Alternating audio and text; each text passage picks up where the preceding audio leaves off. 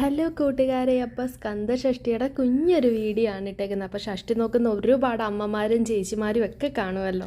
അപ്പോൾ ഞാനും നോക്കിയേക്കുവാണ് ഇപ്രാവശ്യം കേട്ടോ. അപ്പോൾ കഴിഞ്ഞ വട്ടവും ഞാൻ നോക്കിയിട്ടുണ്ടായിരുന്നു. അപ്പോൾ പറഞ്ഞു, ദൈവമേ ഈ വട്ടം എനിക്ക് ഷഷ്ഠിക്ക് പോകാൻ പറ്റണേ ദൈവമേ എന്ന് പറഞ്ഞിട്ടാണ് ഈ വട്ടവും ഞാൻ എടുത്തത് കേട്ടോ. അപ്പം രാവിലെ തന്നെ കുളിച്ച് അമ്പലത്തിലൊക്കെ പോയിട്ട് വന്നതിന് ശേഷം പിന്നെ ഗോതമ്പിൻ്റെ കാര്യങ്ങളാണല്ലോ നമുക്ക് കഴിക്കാൻ പറ്റുന്നത്. അപ്പോൾ രാവിലെ പൂരിയായിരുന്നു, പൂരിയും കിഴങ്ങ് കറിയായിരുന്നു. അപ്പോൾ കിഴങ്ങ് കറി കഴിക്കാൻ പറ്റാത്തതുകൊണ്ട് പൂരി മാത്രമായിട്ടാണ് കഴിച്ചത്.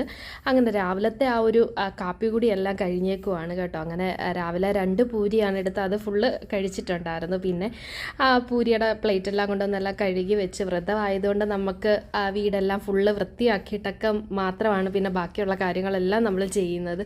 അങ്ങനെ പൂരിയുടെ അതൊക്കെ കഴിഞ്ഞതിന് ശേഷം പിന്നെ നമ്മൾ ചെയ്യുന്നതെന്ന് പറഞ്ഞാൽ ഉച്ചയ്ക്കത്തെ ആഹാരമാണ് കഴിക്കുന്നത് കേട്ടോ. അപ്പോൾ അതിൻ്റെ ഇടഭാഗത്തൊന്നും നമ്മൾ ആഹാരം ഒന്നും കഴിക്കത്തില്ല, പിന്നെ വെള്ളം മാത്രമാണ് കുടിക്കുന്നത്.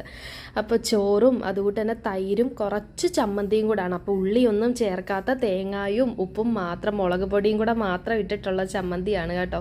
അപ്പം ഇത് ഇത്രയും കൂടെ മാത്രമേ നമുക്ക് കഴിക്കാനും പറ്റത്തുള്ളൂ. അങ്ങനെ ഉള്ളി, വലിയ ഉള്ളി, കൊച്ചുള്ളി ഒന്നും ഉപയോഗിക്കാൻ പറ്റത്തില്ല. അപ്പോൾ അതുകൊണ്ട് തന്നെ ബാക്കിയുള്ള കറികളും കൂട്ടാനുകളും ഒന്നും ഉപയോഗിക്കാൻ പറ്റത്തില്ല. അങ്ങനെ ചോറ്, പിന്നെ ഒരു പിടി ചോറാണ് എടുത്തത്. അതും കഴിച്ചിട്ട് പിന്നെ ഉച്ച സമയമായപ്പം എന്നും ഉറങ്ങുന്ന ഒരു ശീലം ഉള്ളതുകൊണ്ട് ആ ഒരു ഉറക്കം വന്നു. പിന്നെ കുറേ നേരം നടന്നിട്ട് പിന്നെ പുസ്തകം എടുത്ത് വെച്ച് വായിക്കുകയാണ് ചെയ്തത്. കുറേ നേരം അങ്ങനെ വായനയും കാര്യങ്ങളൊക്കെ ആയി ഇരുന്നത് കൊണ്ട് പിന്നെ ഉറക്കം വന്നില്ല. അപ്പോൾ പിന്നെ അത് കഴിഞ്ഞിട്ട് ചായ കുടിയാണ് കേട്ടോ. അപ്പം അത്രയും മാത്രമേ ഉള്ളൂ. Tata bye bye. അപ്പം നാളത്തെ ഷഷ്ഠിയുടെ വിശേഷങ്ങളൊക്കെ കാണാം.